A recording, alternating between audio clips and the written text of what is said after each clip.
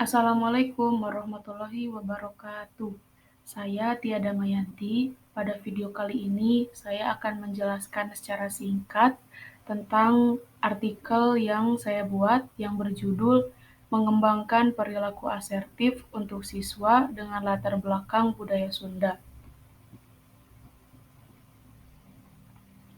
Latar belakang penulisannya artikel ini dari hasil penelitian dari artikel yang berjudul Profil Kemandirian Emosional Remaja yang berasal dari latar belakang budaya Sunda, yang telah dilaksanakan studi kasus kepada siswa SMA Negeri 8 Bogor oleh mahasiswa jurusan Bimbingan dan Konseling FIP UNJ. Hasil dari penelitian tersebut menghasilkan bahwa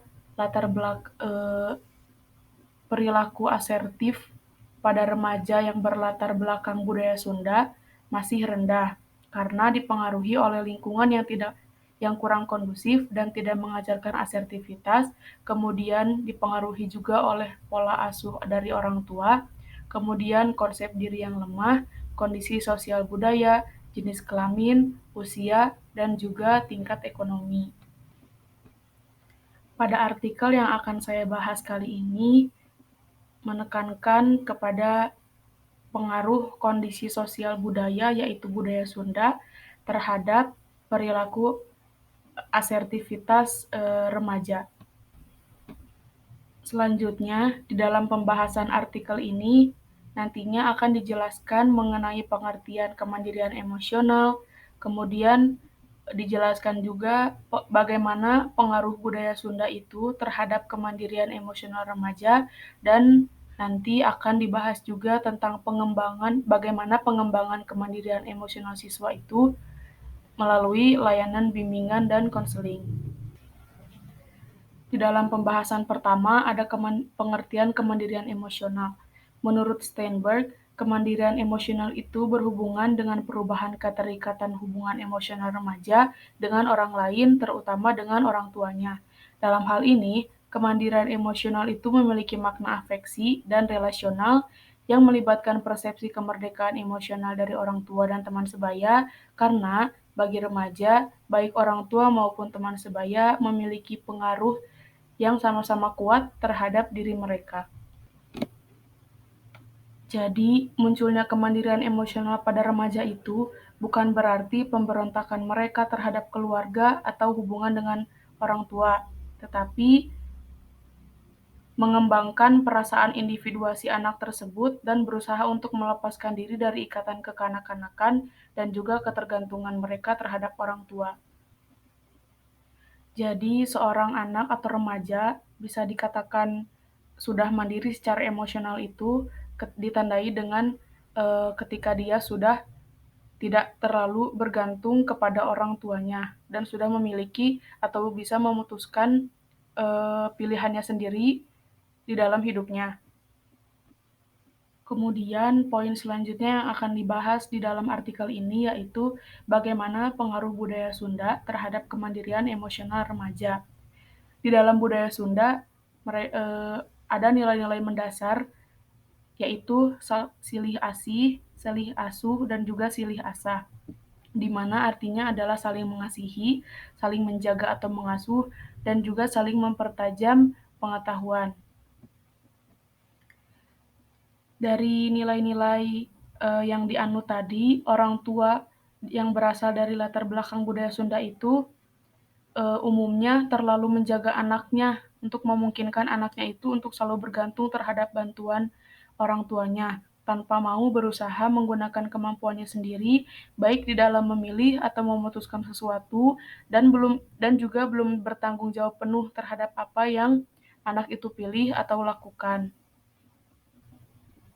Jadi, karena sangat menganut nilai-nilai mendasar orang Sunda, yaitu saling menjaga, orang tua dari yang berlatar belakang budaya Sunda ini sangat menjaga anaknya, sehingga mengakibatkan anaknya itu tidak bisa memilih atau melakukan sesuatu dengan keputusannya sendiri, sehingga mempengaruhi kemandirian emosional remaja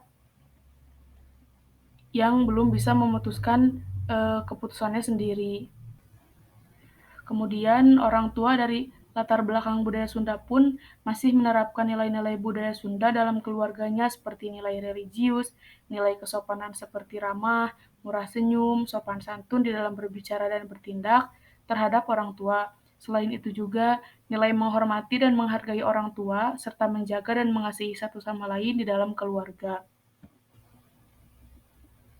Sehingga ketika ada perbedaan pendapat, anak terpaksa untuk mengikuti dan menuruti apa keputusan atau kemauan dari orang tua, karena menghormati nilai yang ada di budaya Sunda, yaitu menghormati dan menghargai orang tuanya.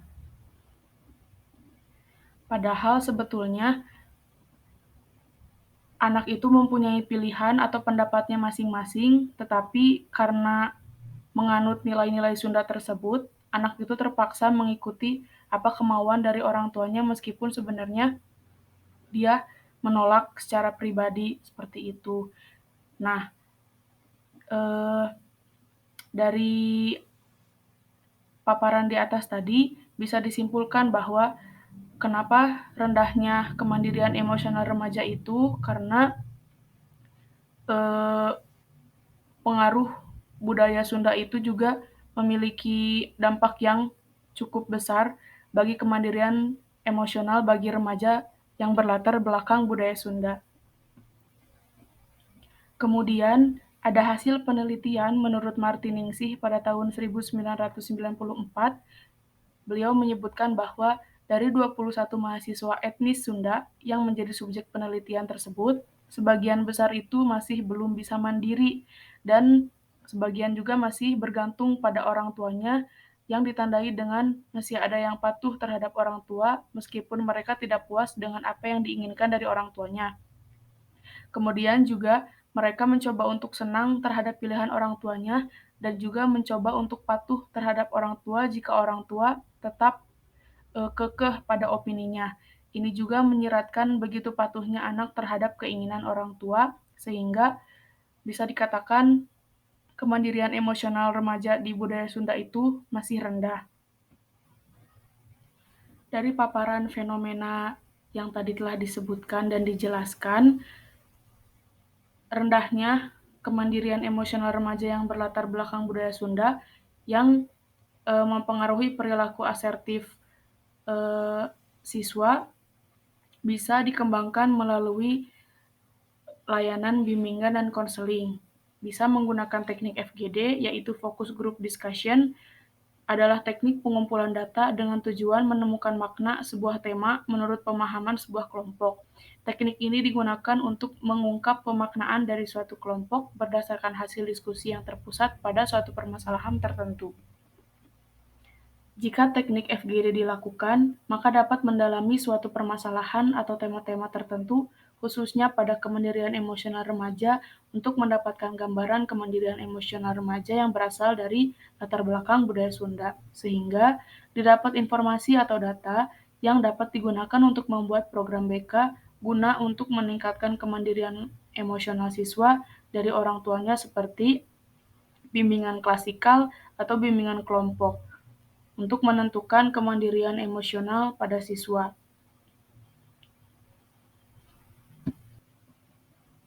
Selain teknik FGD, pengembangan kemandirian emosional siswa melalui layanan BK itu bisa dilakukan dengan cara salah satunya bentuk bimbingan psikologis yang bisa dilakukan pada siswa yang bermasalah adalah melalui layanan konseling kemandirian. Dalam layanan konseling kemandirian, pembinaan yang dilakukan itu bertujuan untuk membantu siswa di dalam memecahkan persoalan pribadi dan juga sosial. Selain itu juga bertujuan untuk membantu siswa agar menemukan dan juga mengembangkan sikap pribadi yang beriman dan bertakwa kepada Tuhan Yang Maha Esa. Memiliki sikap yang mantap dan mandiri, sehat jasmani dan rohani, serta mampu mengenal dengan baik potensi-potensi diri dan juga mampu berinteraksi dengan lingkungan. Layanan konseling ini dilakukan melalui pemahaman diri, termasuk di dalamnya adalah pemahaman potensi diri, baik potensi psikologis ataupun biologis. Kemudian juga kemudian setelah pemahaman diri, yaitu penerimaan diri. Setelah dapat menerima dirinya, maka siswa akan mampu mengarahkan dirinya dan mampu memperbaiki serta mengembangkan dirinya, dan pada akhirnya akan dapat menyesuaikan diri. Beberapa teknik konseling yang dapat diterapkan dalam layanan konseling itu diantaranya adalah konseling individual, konsultasi, bimbingan dan konseling kelompok,